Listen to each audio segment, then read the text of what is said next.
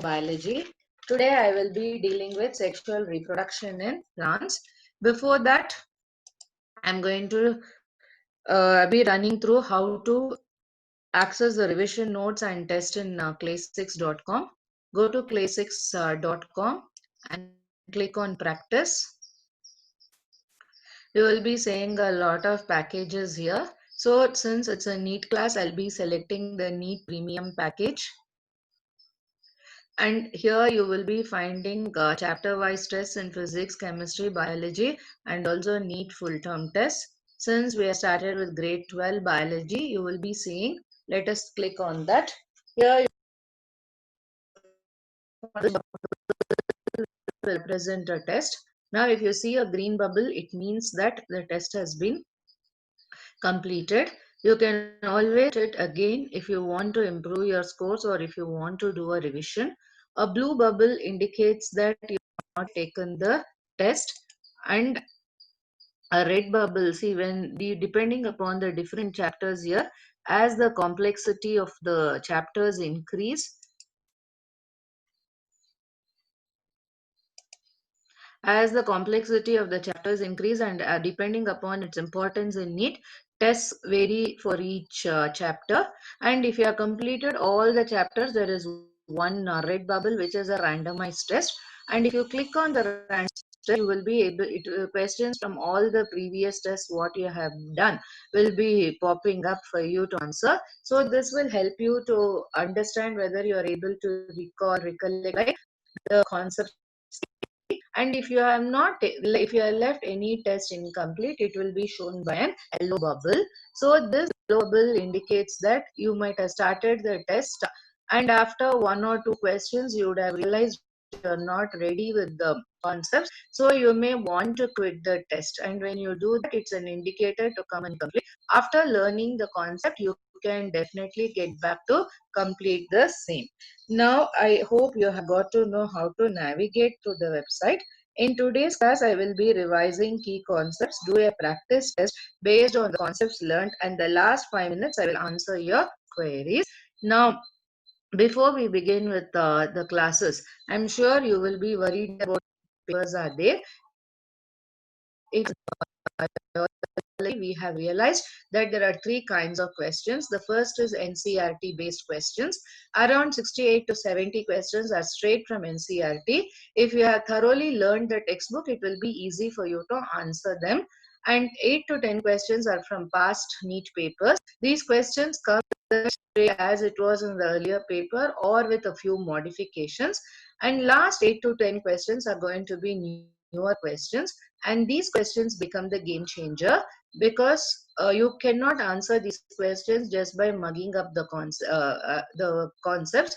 You need to understand the concept, and you should also know how to apply the concept. So keeping in mind all the kinds of questions that can feature in NEET, we tutors have created the test in this website to help you to score very high marks. So I would suggest it would be an additional asset for you for your preparations by going in for the test.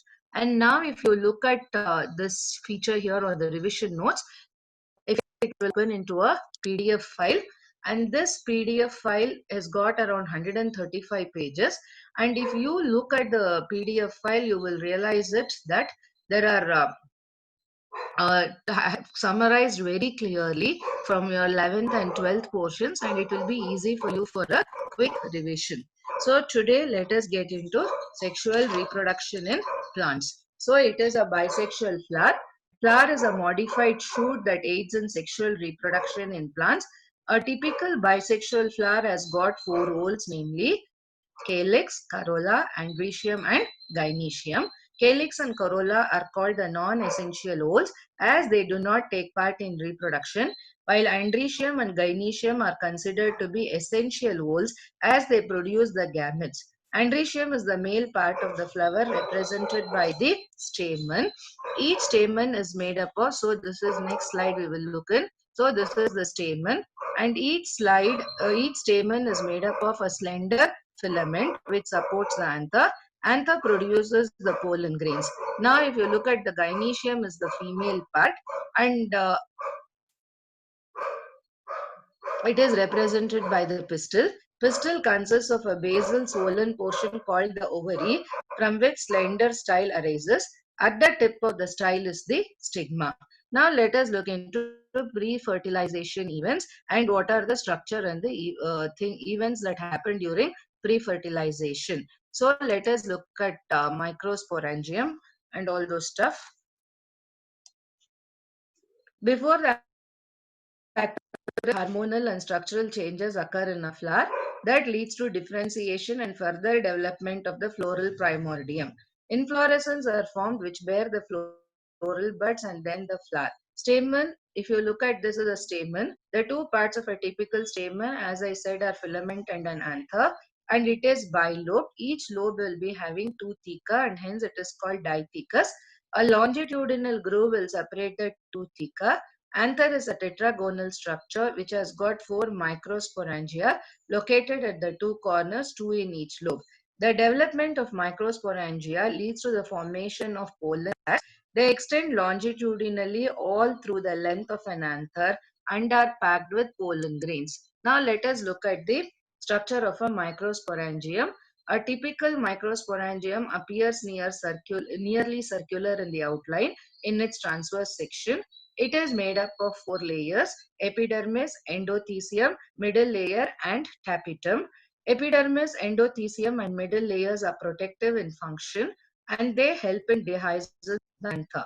The innermost layer is the tapetum, which nourishes the developing pollen grain. Cells of the tapetum possess dense cytoplasm and generally have more than one nucleus. Tapetal cells can also become binucleate or multinucleate by undergoing endomitosis. In endomitosis, nucleus divides within the nuclear membrane, but cytokinesis does not occur. When the anther is young, a group of compactly arranged homogeneous cells called the sporogenous tissue occupies the center of each microsporangium. Microsporogenesis.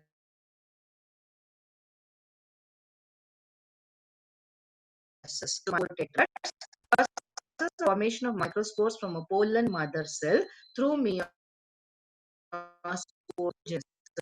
Microspores are arranged as clusters of cells. The microspore tetra mature and dehydrate. Microspores will separate from one another and then they will develop into pollen grains. There are several thousands of microspores or pollen grains that get released on dehiscence of anther.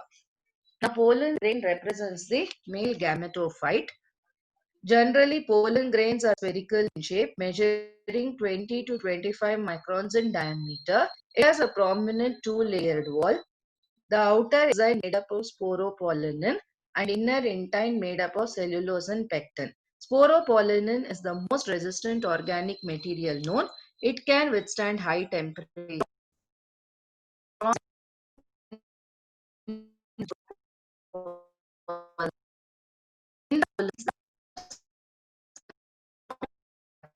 And the pollen grains are well pollen. Cytopollen, when the pollen is mature, it contains two cells, a vegetative and dendritic cell. Vegetative cell is bigger, irregular present.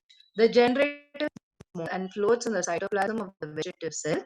It is shaped like a spindle and has a nucleus. In 60% of plants, the pollen grains are shed in two-celled stage, while in 40% it is shed at three-celled stage. In a three-celled stage, the generative cell divides mitotically to give rise to two male gametes.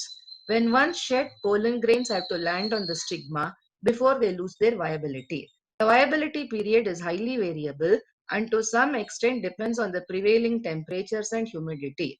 In cereals like rice and wheat, pollen grains lose viability in 30 minutes after their release, and in some plants like they can be stored, that is belonging to families like Rosaceae, then Leguminosae and Solanaceae. These remain viable for months. Now, what are the uses of pollen grains? Pollen grains are rich in nutrients and hence are used as food supplements in the form of tablets and syrups. Pollen consumption increases the performance of athletes and the race horses. And the harmful effect is many of us are sensitive to the pollen grains and they cause allergies. which can result in asthma, bronchitis, like the pollen grains of Parthenium. Now let us look at the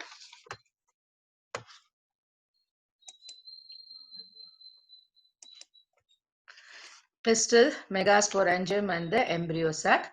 The gynoecium represents the female reproductive part of the flower. Gynoecium may contain a single carpel being monocarpellary or maybe multicarpellary with many carpels. The pistils are fused in syncarpous condition while they remain free in the apocarpous condition. As mentioned earlier, each pistil has got three parts, namely stigma, style, and ovary. So you can see the stigma here, style, and the ovary. The stigma serves as a landing platform for pollen grains. The style is an elongated, slender part beneath the stigma.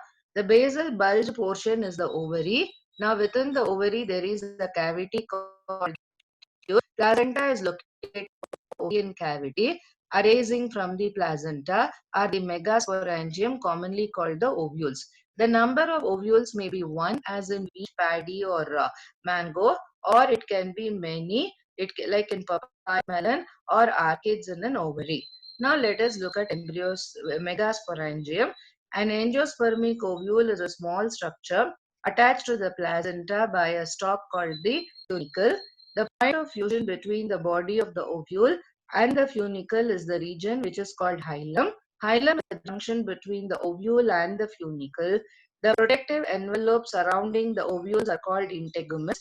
Integuments encircle the ovule except at the micropyle, small opening at the tip. The end opposite to the micropylar end is the cella that forms the basal part of the ovule. Mass of cells called nucellus are enclosed within the integuments. Nucellus cells have abundant food reserves. Embryo sac is now located within the nucellus and it forms the female gametophyte. Now, megasporogenesis, the process of formation of megaspores.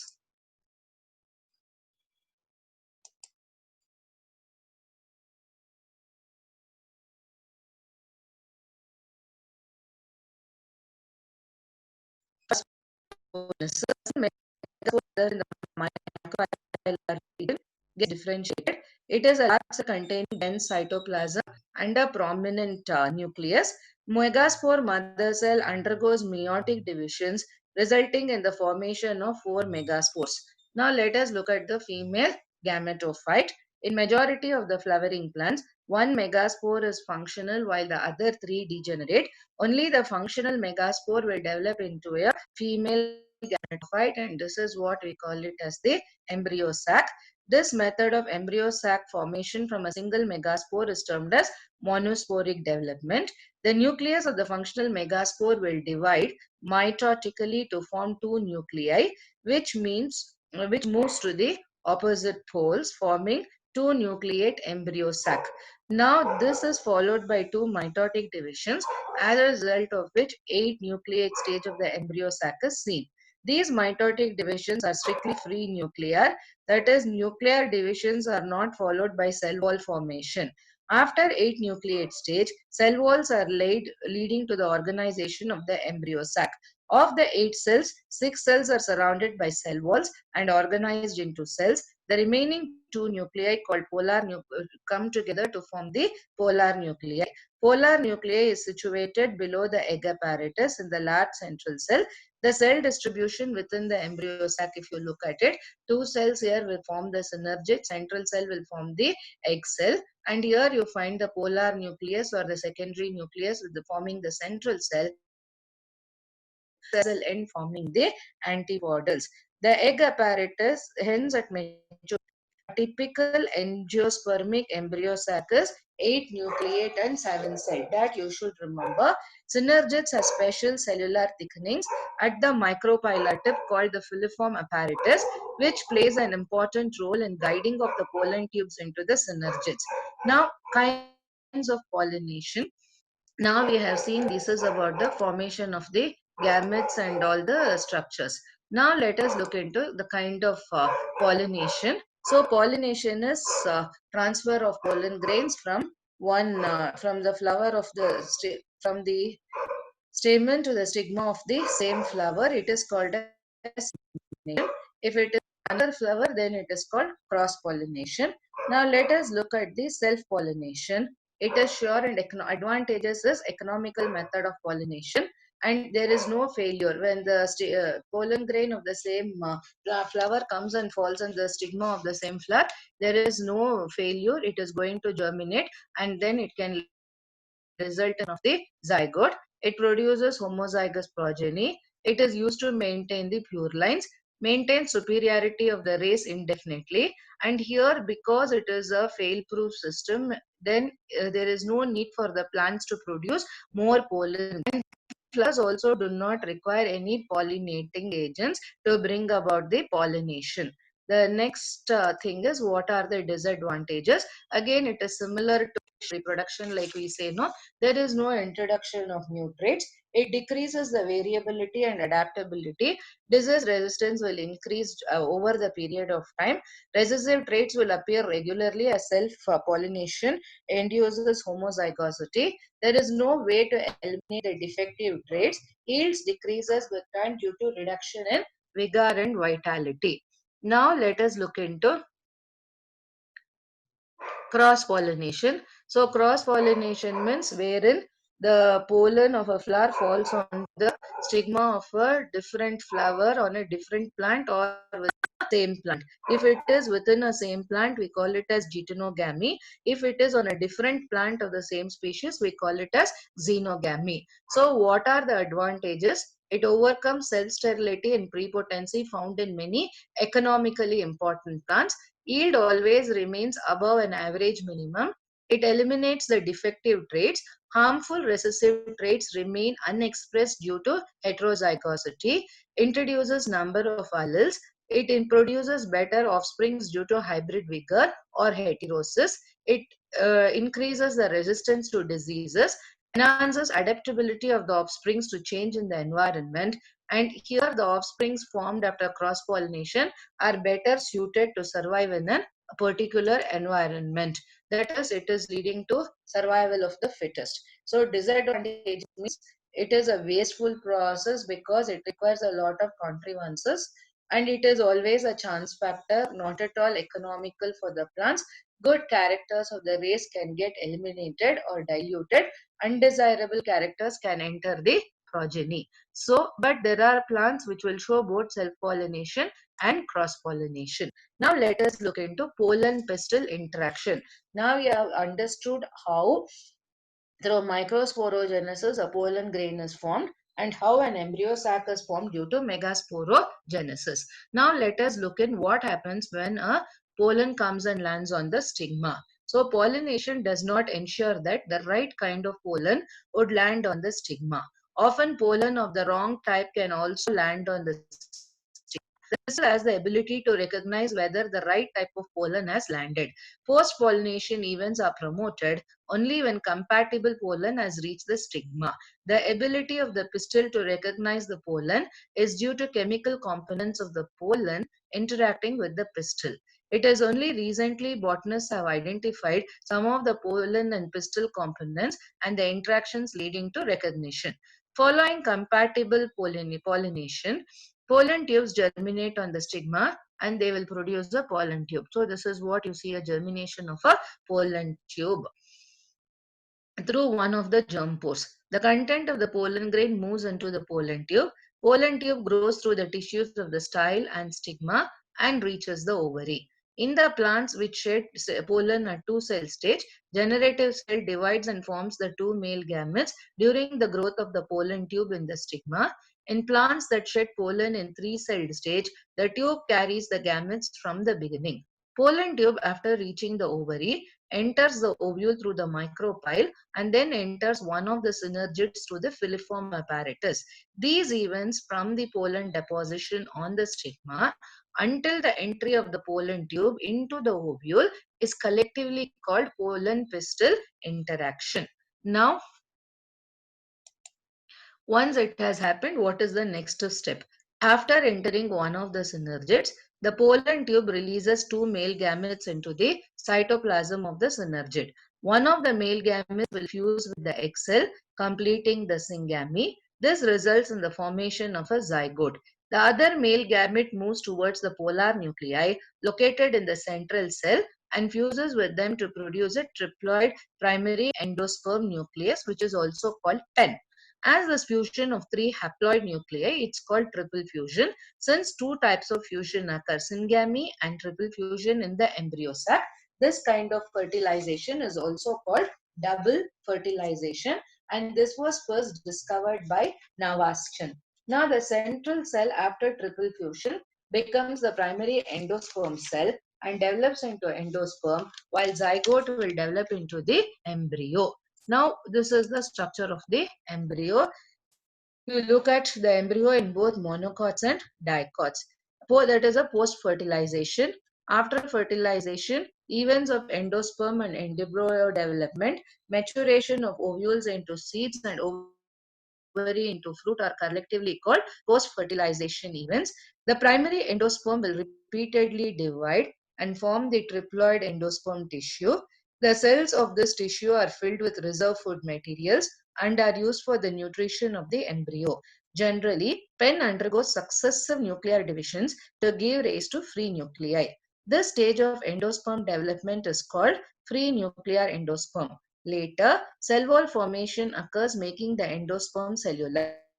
Endosperm may be completely used by the developing embryo before seed maturation, as in pea groundnut, or can be used during germination, as in castor and groundnut. Now, embryo develops at the micropylar end of the embryo sac, where the zygote is situated. Most zygote divides only after certain amount of endosperm is found. This way, it ensures that nutrition is provided to the developing embryo. Though there are great differences in monocot and dicot seeds, the early stages of embryo development are similar in both monocots and dicots. Zygotes will give rise to pro-embryo and subsequently to globular, heart-shaped and mature embryo. A dicotyledonous embryo consists of an embryonal axis and two cotyledons.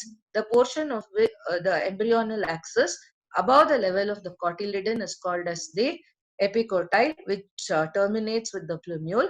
The cylindrical portion below the level of the cotyledon is called as the hypocotyle. This will terminate into the radicle or the root tip. The root cap covers the root tip. Embryos of monocots have only one cotyledon. In the Poaceae family, cotyledon is called scutellum. Scutellum is situated towards the lateral side of the embryonal axis. At the lower end, the embryonal axis has radicle and root cap enclosed in an undifferentiated sheath called the coleorhiza. The portion of the embryonal axis above the level of the scutellum is called the epicotyle. Epicotyle now has got the shoot apex and a few leaf primordia enclosed in a coleoptile.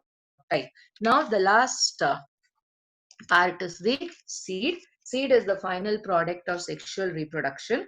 It often is described as fertilized ovule. Seeds are formed inside the fruits. A seed typically consists of seed coats, cotyledon, and embryonal axis.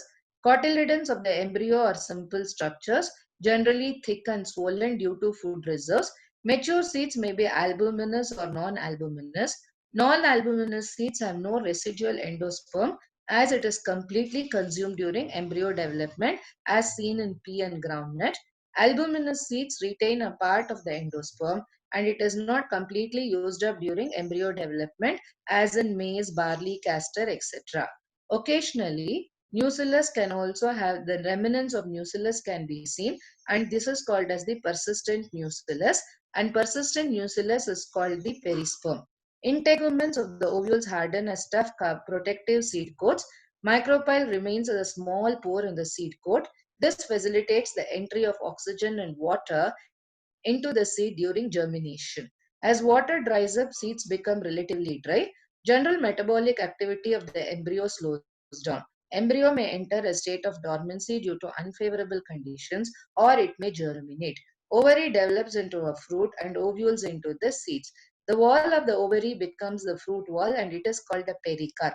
Depending upon the nature of fruits, fruits can be fleshy fruits or the dry fruits, which we have already dealt in the morphology of the flowering plants.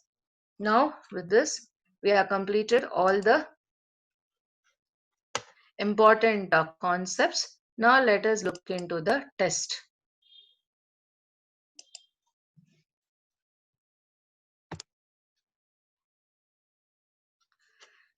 So sexual reproduction in plants. Let us take a test.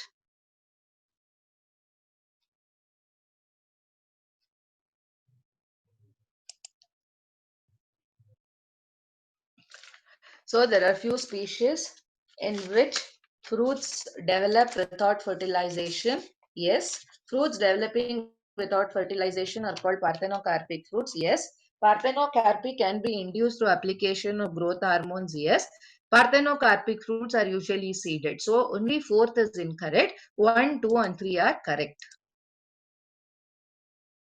Now let us look here. Cleistogamy, it is a closed flower. So what happens? The stigma of the same flower, it is going to be 2, genetically same. So it is A2 and 1 we have already selected. Geitonogamy is stigma of another flower of the same plant. So it is going to be 3. Then it is genetically same 1. So xenogamy is stigma of another different plant, genetically different. So choice A is the correct answer. Apomixis is production of seeds without fertilization.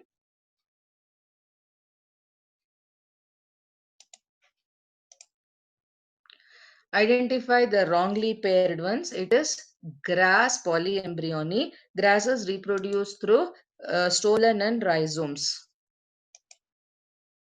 Removal of anthers from the flower bud before the anthers dehisce using a pair of forceps is emasculation. True. Emasculated flowers are covered with a bag of suitable size, generally made up of butter paper, and the process is called bagging. Both are correct.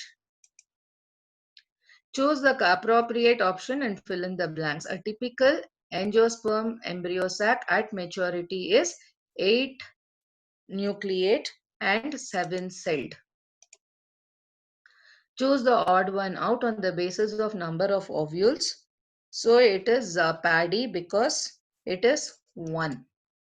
The others are all multicarpellary. Now in the figure, identify the parts shown here. So what is A? A is going to be this is the thalamus, B is the seed, C is the endocarp, C is the endocarp, D is the mesocarp, and the whole thing is a false fruit. It is a pome. So what is the answer? It is thalamus, seed, endocarp, is thalamus, seed, endocarp, mesocarp, and false fruit.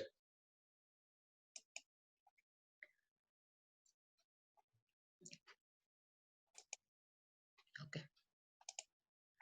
Gynoecium consists of a single pistil, that is monocarpellary, or may have more than one pistil, that is multicarpellary. Where there are more than one pistils, may be fused, that is syncarpus, or maybe free, it is apocarpus. Identify A and B. So what is A? A is going to be the stigma. This is the stigma.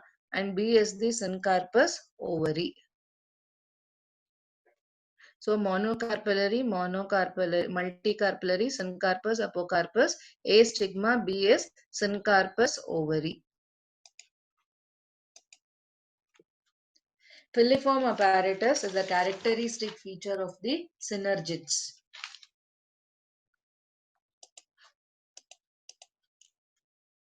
Eyes of potato tubers are axillary buds. What would be the number of chromosomes of the alluron cells of plants with 42 chromosomes in its root tip cells? Alluron cells are triploid in nature. So if it is in the root tip cell, it is a diploid number is 42. So a haploid number is going to be 21. Triploid means 21 into 3, that is going to be 63 cells. Wind pollination is common in grasses. Nucellar polyembryony is repeated in the species of citrus. Which one of the following pollination is autogamous? Cleistogamy. So I'm completing the test. Let us end the test.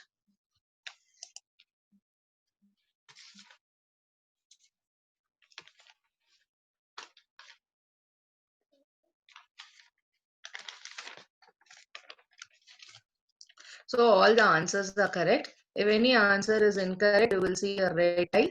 And if you click on that, your answer will be displayed along with the correct answer. If you scroll down, you can see the explanation and analyze your mistake. If you are not answered, it will come in an yellow tile. And again, you click it, you will get to know the answer with explanation. Since it is going in for a negative correction, if you are not sure of the answers, please don't take it. Even if it is, if you do not know, it's okay, you can leave it. But if you go in for an incorrect answer, you're going to lose -1 from your total. It is not from the grand total, it is from your total. So with this, we come to today's class. Now you please note that the NEET package, if you look at it, has got 38 full tests, wherein 15 tests are teacher prepared and 20 plus past NEET papers, all are solved with solutions. You can also get additional help by using our Ask feature on our site, and we also support chat group using Telegram. You can also book slots for one-to-one teaching with the tutors for any subject or for any chapter. And for any inquiries, mail your query to info@clay6.com. Meet you all tomorrow. Thank you.